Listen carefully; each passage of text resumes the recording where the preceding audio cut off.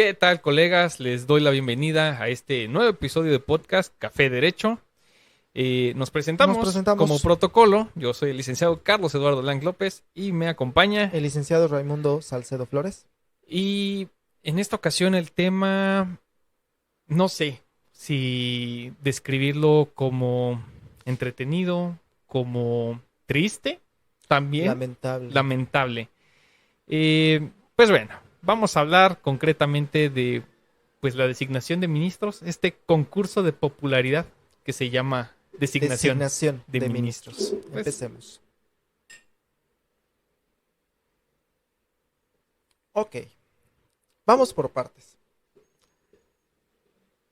La Suprema Corte de Justicia es poder judicial. Así es. Son 3 poderes. Así es. Hay un ejecutivo, por el cual votamos y tenemos una boleta café cada 6 años. Así es. Un legislativo que tenemos una boleta gris cada 6 años y una boleta amarilla cada 3. Y para los ministros no hay boleta. No, directamente. No tendría por qué haber boleta. No. Ya lo hablamos en alguna ocasión, ¿no? Que el Poder Judicial, lo hablamos en el episodio de cuotas de género, si no mal recuerdo, pues no es un órgano representativo. No. Y por consiguiente, pues muchísimo menos tendría por qué ser de elección popular, pese a algunas propuestas bastante cuestionables. Sí. Es decir, es que mira, si nosotros nos pusiéramos a elegir democráticamente a los ministros de la Corte, pues terminaríamos teniendo a un futbolista de cuyo nombre no quiero acordarme como presidente de la Suprema Corte. Es posible. Y no se trata de eso. No, pero aquí viene la problemática. Ok, la designación de elección popular definitivamente está fuera de línea, ¿no? No es viable. No. Tal cual. Pero la actual designación de ministros no deja de ser también un concurso de popularidad. Sí. Es decir, debajo de la Suprema Corte hay un consejo que es el que determina a los que están por debajo de la Corte, que son los magistrados de circuito, los jueces de distrito, secretarios. Vamos, ahí hay un consejo que hace la evaluación y la designación y querría yo pensar que este Consejo de la Judicatura Federal, pues siendo un órgano colegiado, toma decisiones, pues, acorde. Supongamos. Pero en la cúpula, que es la Suprema Corte, ahí cambia la cosa. ¿Quién designa a los ministros de la Suprema Corte? El Ejecutivo. Bueno. En términos prácticos, de hecho, es el Ejecutivo. Sí. Aunque, claro, está ahora ya... se tiene este circo. Sí. No, esta simulación, porque finalmente es una simulación. Y sobre todo, digo, hablando en términos de este sexenio, ¿no? Donde, pues vaya, que un partido aplastó épicamente en votación popular, ¿no? Y por consiguiente representación de cámaras quedó plagado de este partido, pues realmente la designación de ministros pues venía desde el Ejecutivo. Así es, prácticamente un dedazo presidencial. Porque bueno, ¿cuáles son los requisitos para ser ministro de la Corte? Son realmente simples. Sí. Tener licenciatura en Derecho, si no me equivoco la edad es de 35 años. Ajá. Y que tu título tenga una antigüedad de 10 años. ¿Cuántas personas en México cumplen esos requisitos? Bueno, con la abundancia actual de la carrera de Derecho, yo creo que muchas. Sí, yo creo que podríamos contarlo, si no por millones, cuando menos por cientos de miles. Sí. Y entonces, claro, el presidente de la República propone a 3. Sí. ¿Estamos ciertos de que esos 3 son las personas más idóneas? No, son las que el presidente tenía en la mira. Sí. Para empezar. Y esta terna se envía al Senado. Así es. Y el Senado, teóricamente, bueno, en la práctica sí lo hace, los entrevista y todo. Se hace el protocolo. Se vota a través de cédulas, se vota de forma secreta, es decir, yo, ciudadano de un estado de la Unión, no le puedo decir a mi senador, oye, ¿por quién votaste? Sí, no. Cuando se supone que tú me representas. Sí. Aquí entraría también la cuestión de es que tampoco tendría por qué haber este sistema, ¿no? Sí. Pero Sí. Es decir, es el camino. y entonces sale una persona ungida de esta elección, y en caso, claro, de que el Senado rechace la terna, el presidente puede enviar una Volver segunda, otra. en la cual podrían aparecer nombres conocidos todavía Sí. de las anteriores ternas, y el Senado la vuelve a votar. En caso de que la vuelva a rechazar, entonces ya el presidente usa su mágico dedo para designar. Así es. Que puede designar a cualquiera de los que estaban en las ternas anteriores o a cualquier otro que Sí. se le ocurra. Y aquí es donde, pues, aterrizamos la crítica. Sí, El problema, en general, de la designación de ministros es que, pues bueno, ellos integran el más alto tribunal del país. sí, Y dentro de lo que cabe, pues vaya, la carrera judicial, al menos la que se va dando dentro del Poder Judicial Federal, pues yo creo que es de las que pues más seguimiento tiene, más preparación conlleva, Sí. ¿no? Y de hecho eso es algo que hay que aplaudirles, no todo es crítica, sí. ¿no? El Poder Judicial de la Federación sí procura esta orden escalafonario, ¿no? Y pues constante actualización. Y que haya cursos de capacitación Sí. para secretario, Sí. para actuario, para oficial. En fin, ¿no? Básicamente que al puesto al que aspiras estás preparado Claro, para ejercerlo. Aquí la cuestión, ¿no? Con los ministros es de que pueden llegar de cualquier lado sí, sin idea incluso de qué es la carrera judicial propiamente sí. y de repente, ¡pum! Ministro de la Corte. Justo lo decíamos hace un momento, ¿no? Fuera de cámara. Tenemos casos de ministros de la Corte. El caso que se me ocurre, Margarita Luna Ramos, que siguió toda la Sí. carrera judicial desde mecanógrafa hasta ministra de la Corte. Y bueno, me parece que es un ejemplo de que se puede llegar hasta el más alto tribunal. Sí. Pero tenemos otros casos. El caso la ahora ministra en retiro también, Olga Sánchez Cordero, que entró siendo notaria, Sí. que tampoco es malo, No, pero no es malo en sí mismo, pero tendría algunas críticas. O tenemos el caso del actual presidente de la Corte, sí. que Postulante. fue abogado postulante, que tampoco es malo en sí mismo, No. no, pero considero que aquí es donde sí debería de regir ciertas cuotas. Sí. Esto es, un X número de ministros que provengan de la carrera judicial, un X número de ministros que provengan de la academia, Sí. y un X número de ministros que provengan pues de la postulancia. Sí. Porque claro, es que el postulante muchas veces ve las cosas, pero no conoce el otro lado de la moneda, Así como es. también el funcionario muchas veces no conoce el otro lado de la moneda. Correcto.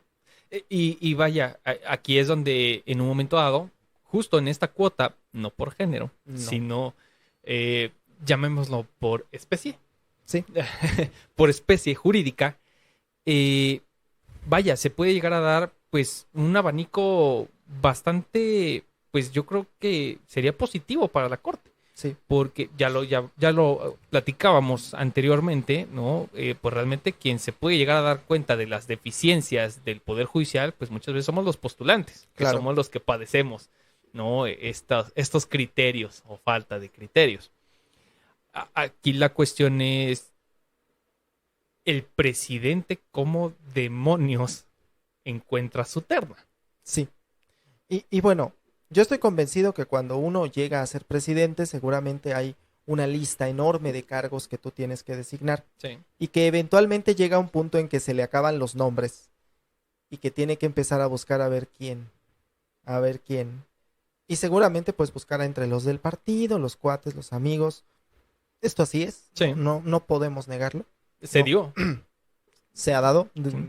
Claro, López Portillo lo decía de una manera muy contundente, el orgullo de mi nepotismo, pero ese es el tema, ¿no? Seguramente hay algunos cargos en los que tendrá que revisar a ver quién cubre el requisito, pero también seguramente habrá requisitos metaconstitucionales, Sí. ya lo decía don Jorge Carpizo, algunos requisitos metaconstitucionales que no son los que están en la Constitución, sino que, bueno, favorezca a mi gobierno, Así es. que sea un ministro leal. No se da. No se da. Y no hemos visto esos casos actualmente tampoco. El actual presidente de la Corte lo ha dicho un par de veces, que lo fueron a ver de gobernación. Sí. Para decirle, oye, no se te olvide quién te puso. Así es. ¿No? Cuando en la práctica, pues él es un juez constitucional para todos, no un juez constitucional del presidente para el presidente. Así es. Y vaya, aquí es donde pues realmente la independencia judicial se ve afectada. Sí. Y justamente por este punto, ¿no? De cómo se da esta designación de ministro, ¿no? Porque, insisto, hablamos del más alto tribunal. Sí. Y además, en donde en algunos casos, ¿no? Estos ministros después puedan llegar a ocupar el cargo de presidente de la Corte, Sí. ¿no? Y también presidente Por del ende, Consejo. del Consejo de la Judicatura. Vaya que hay una afectación Sí. a la independencia del Poder Judicial. ¿Cómo podríamos mejorar esta designación? Bueno, es una pregunta muy compleja.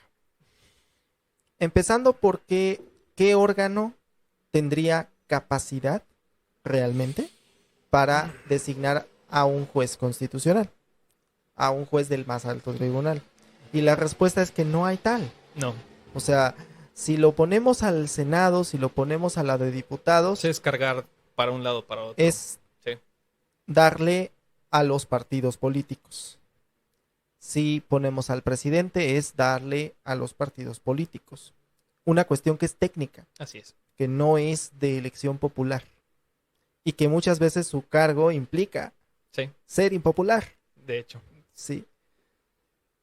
Entonces, yo considero que si hay una lista de cientos de miles de personas que cubren el requisito constitucional, pues cuando menos debería de abrirse un concurso de oposición.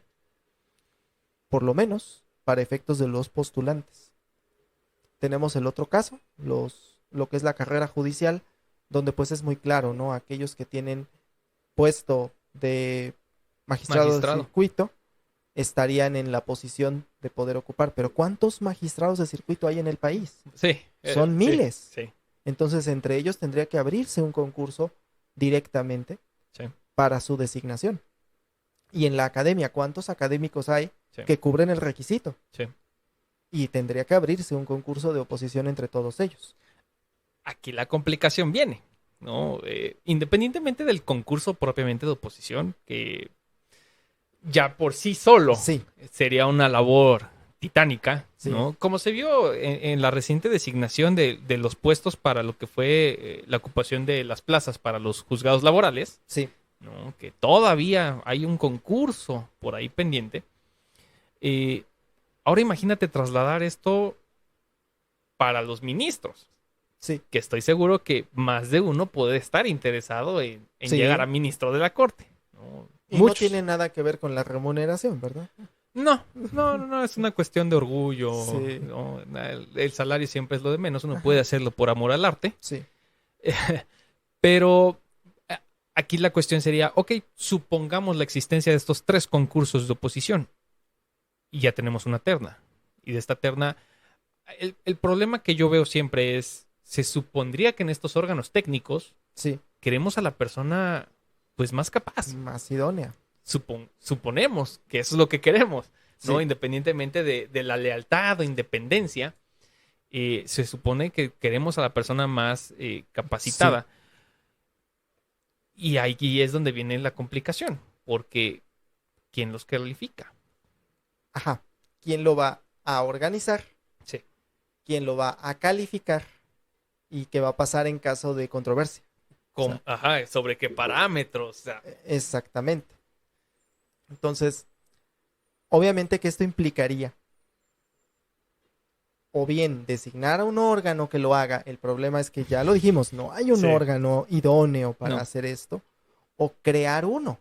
Y el problema, por un lado, el impacto presupuestal y por otro lado, hasta qué punto no se puede llegar a corromper un hipotético órgano, ¿no? Si ya de por sí se han dado casos que se filtran los exámenes para los concursos de oposición. Ahora imaginemos uno para ministros de la Corte. Sí, tendría que ser muy cuidado Sí. el proceso. Es más, digo, no sé qué tanto podría llegar a afectar con la independencia en lo general. Sí. Pues hacer un poquito ayudados por órganos internacionales. Sí. Yo no lo vería incorrecto, ¿no? Finalmente es cuidar precisamente esta cuestión de la designación, porque no es para ocupar cualquier cargo. Aquí, pues, la problemática es esa, ¿no? De crear un órgano. Claro. Que tendría que ser constitucional, para empezar, ¿no? Ya hablamos de una modificación Reforma más a la Constitución, que tiene reformitis. Sí, porque además, digo, la designación de viene desde ahí, desde la Constitución. La forma en la que se da viene desde la Constitución y por consiguiente tendría que haber un cambio. Claro. Ahora sí que explorando opciones, se me ocurre. En el caso de los maestros de educación básica, lo que se hace es un examen que dice, ¿eres idóneo o no eres idóneo? Ya si hay plaza o no hay plaza es otra cosa. Sí. Pero ¿eres idóneo o no eres idóneo? Quizá, si se hiciese un examen a todas las personas que cubren el requisito constitucional, ¿eres idóneo para la Corte o no eres idóneo para la Corte?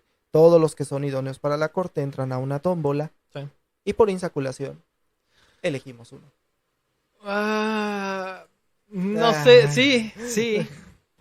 Podría ser. No es, yo creo que el método más ortodoxo. No lo es. Pero por lo menos el menos viciado. Sí, de hecho. De hecho, sí. Digo, pensando, dije, sí, es viable. Sí. Poco ortodoxo, pero sí es viable. Y obviamente que si la persona insaculada dice, no, sabes que no quiero, hacemos una segunda insaculación. En un proyecto personal, en otros lados. Me jubilé, no me interesa, lo que sea. Sí, en su momento. Digo, obviamente esa terna tendría que tener ciertas vigencias. Claro. ¿No? O sea, cada determinado número de años que no iría en función de que haya o no vacantes en la Corte, sino vamos a decir, no sé, cada 5 años vamos a volver a hacer el examen y todo esto. Y el que tenga su hojita de que es idóneo para la Corte, va a la tómbola el día que se tenga que designar nuevo ministro.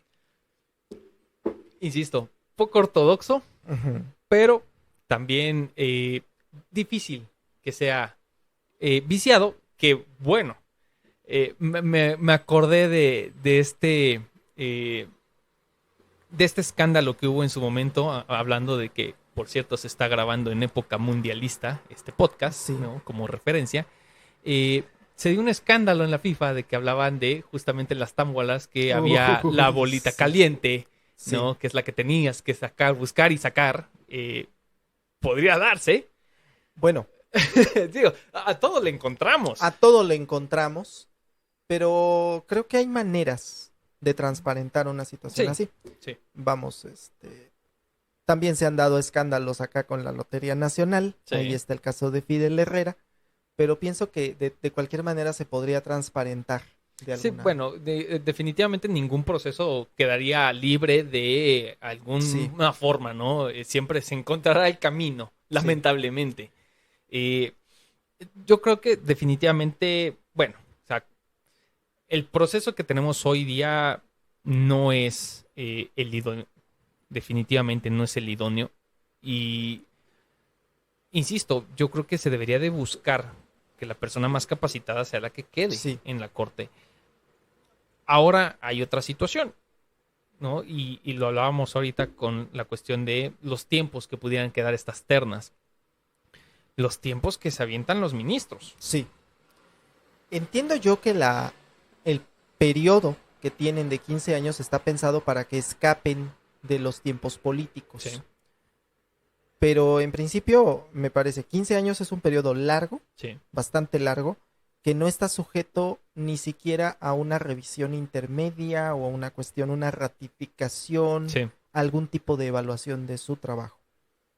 Considero yo que quizá si existiera una designación por 7 años y a los 7 se renueve por otros 8 para su total de 15, sería cuando menos ya un paso para decir, ¿sabes qué? A los 7 años el Congreso te va a mandar a comparecer, vamos a ver cómo estuvieron tus resoluciones, vamos a ver qué tanto fue tu productividad como ministro de la Corte. ¿Cuántos proyectos te rechazaron? ¿Cuántos proyectos te rechazaron? ¿Cuántos presentaste? ¿Cuántos estuvieron a tiempo? ¿No? Y entonces te podemos ratificar para un periodo adicional o podemos en ese momento terminar el periodo, darte las gracias y generar una nueva insaculación o designación. Claro, porque además, vaya, todos los demás puestos, principalmente jueces y magistrados, pues sí están sujetos a esta ratificación. Así es. ¿No? Porque, digo, a lo mejor en el Poder Judicial local no, básicamente uno llega a juez y pues ya, felicidades. Es un puesto vitalicio. Es vitalicio. Pero incluso se da el caso, es curioso en los poderes judiciales locales, que llegas a juez, pero es temporal e interino, y cuando al magistrado presidente se le ocurre, vota a todos. Sí. Y no estoy diciendo nada del Tribunal de Morelos, pero pasó algo parecido. Se dio. Sí, se dan los casos. Pero básicamente es curioso que en estos rangos inferiores, por así llamarlos, pues sí se da esta revisión, ¿no? De que, a ver, ¿cómo vas? Sí. ¿No? ¿Cómo van tus tiempos? ¿Cómo van tus casos? ¿Cómo van tus resoluciones? Sí. Y en el más alto tribunal estén exentos de esta revisión. Ahora, hablabas tú de que esto pudiera llegar a darse por conducto del Senado. Uh-huh. No estoy tan de acuerdo porque vamos otra vez a la cuestión de darle poder a partidos, porque finalmente se supone que son representantes populares, pero no, realmente son representantes de partido, lamentablemente. Y digo, no se me ocurre otra forma, pero tampoco creo que sea la ideal. Es que nos toparíamos otra vez con el tema de órganos, ¿no? En todo caso, pues quizá es una cuestión estadística, pero el problema es que aunque generemos una cuestión estadística, pues muy probablemente tendremos algún ministro. Si hacemos ahorita una estadística, debe de haber alguno de los 11 ministros que esté por abajo, hasta abajo de la tabla, de los que han entregado completamente todo esto, pero eso no quiere decir que esté haciendo mal su trabajo. No. Como también el que esté hasta arriba de la tabla no quiere decir que esté haciendo bien su trabajo. Es que justamente esa es la problemática de evaluar la función judicial, ¿no? De que más no necesariamente significa mejor. Sí. Y menos tampoco necesariamente significa mejor tampoco. Sí. No, porque... Ni mejor ni peor. No. Y aquí es donde entra la problemática de cuáles serían los parámetros de evaluación. Sí. ¿No? Independientemente de quién va a evaluar, sino cuál va a ser el parámetro objetivo de evaluación. Un parámetro objetivo de evaluación. Sí. O sea, no podemos decir, bueno, es que el que más resolvió, bueno, pero si resolvió, valga, con las patas, ¿no? Y todas sus resoluciones, todos sus proyectos, ¿no? En el caso de los ministros, pues terminaron siendo, pues, desechados, ¿no? Vaya. O sea, no. Ahora, hay casos donde el proyecto es rechazado. No, te rechazaron el proyecto. Y después de 10 años la Corte Interamericana falla a favor del Estado mexicano con los argumentos del proyecto que fue rechazado.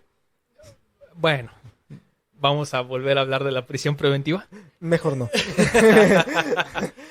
Porque justamente fue lo que sucedió, ¿no? Con ese proyecto en el cual pues todos se escandalizaron con el término inaplicación y dijeron, bueno, vamos a reformular, ¿no? Que de hecho justamente en las fechas en las que estamos grabando también se acaba de dar esta nueva discusión que estoy seguro va a ser materia de una nueva discusión en este podcast porque estuvo bastante interesante.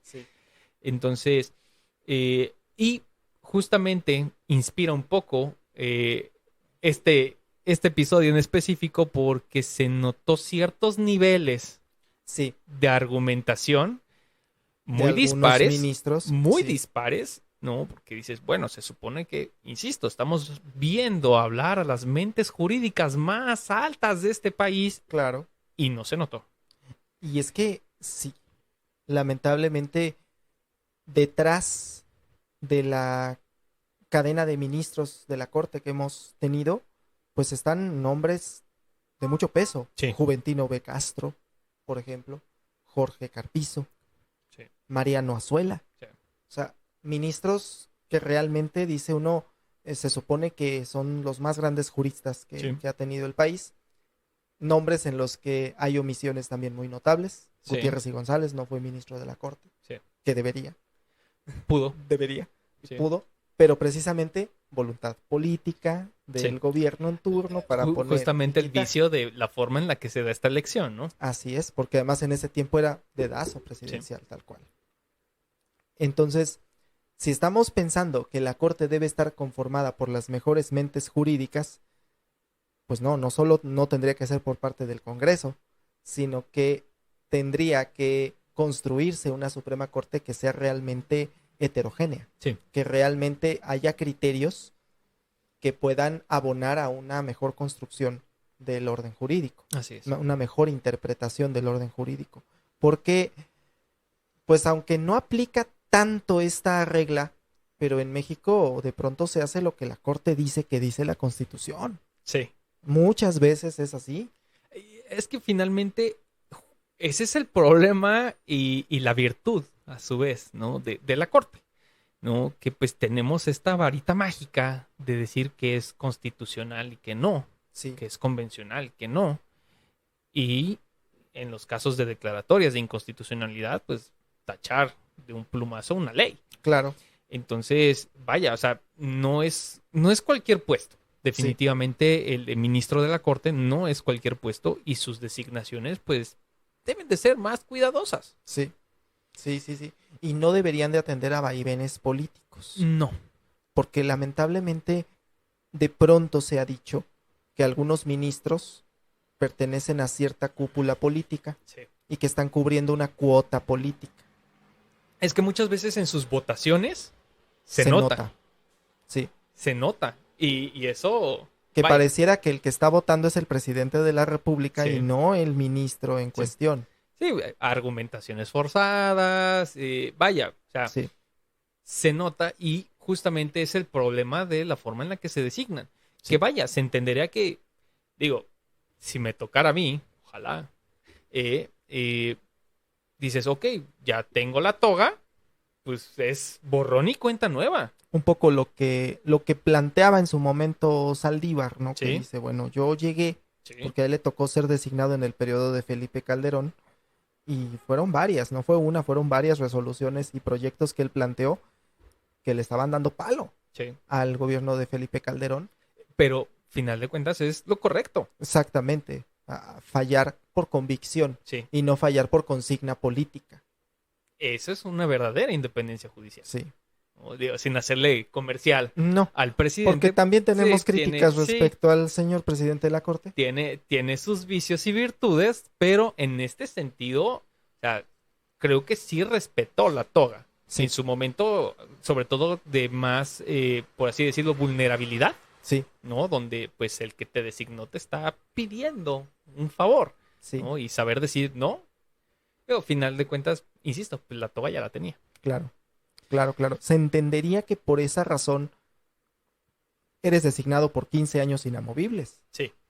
O sea, en ese caso sí, pero de pronto se topa uno con que, híjole, hay ministros que les queda grande la toga. Sí. Muy grande. Sí. Y no solamente los actuales, ha habido ministros en el pasado que les queda muy grande la toga.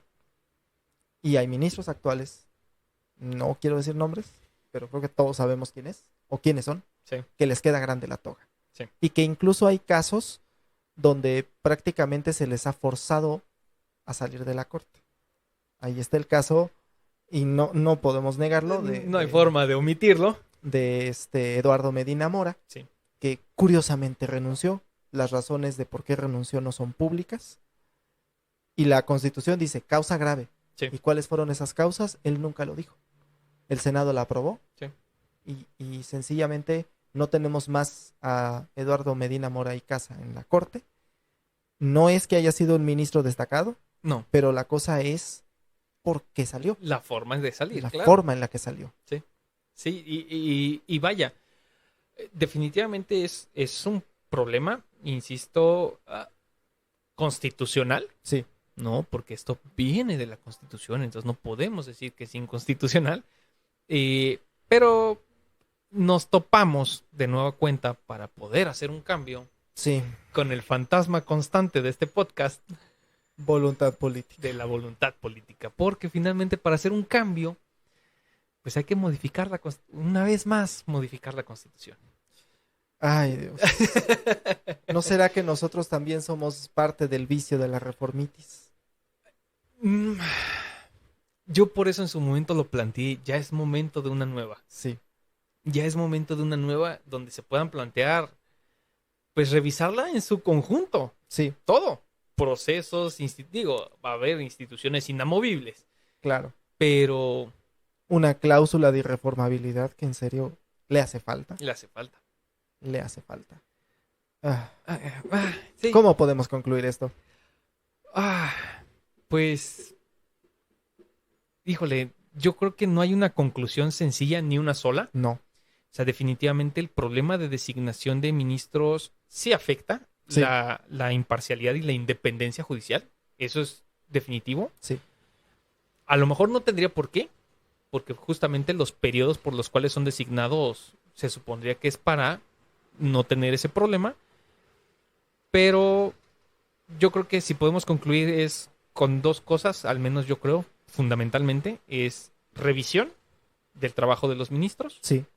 Y justamente acortar periodo para que se pueda dar esta revisión y si no, pues darle las gracias. Sí. Sí, sí, sí. Y sobre todo, pues que si seguirá siendo objeto que el presidente ponga la terna y que haya esta votación, pues cuando menos que exista esta convicción de voy a poner en la terna no a los cuates, sino a los mejores. Es que aquí viene el problema, ¿no? Supongamos, llegas a presidente. No, gracias. Pero bueno. Supongamos, imaginemos. Sí. ¿Cuántos juristas conoces tú que puedan llenar ese espacio? Y bueno, que quieran. Siendo yo licenciado en Derecho, probablemente puedo decir varios, pero estamos de acuerdo que no todos los que llegan a presidentes son licenciados en Derecho. Así es. Y de hecho, yo he pensado que el licenciado en Derecho no es la persona más idónea para ocupar el cargo de presidente de la República. Eso lo podemos dejar para otro café. Sí, sí, definitivamente. Pero sí.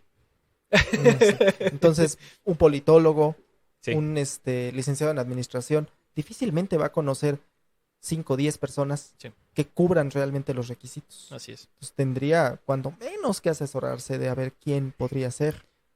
Y justamente para eso se propondría esta terna global. Sí. Pues ¿qué te digo? Nos vamos con eso. Sí. Esperamos ver sus comentarios y a lo mejor por ahí alguien que nos esté viendo, nos esté escuchando, tengan alguna propuesta más original. Sí. ¿No? Tal vez por lotería. Ándale. ¿No? Digo, finalmente, si rifamos un avión, ¿por qué no un puesto en la corte? Pues también. Pues bueno, esperamos ver sus comentarios. Ya saben, suscribirse, dejarnos su like y pues, gracias. Gracias.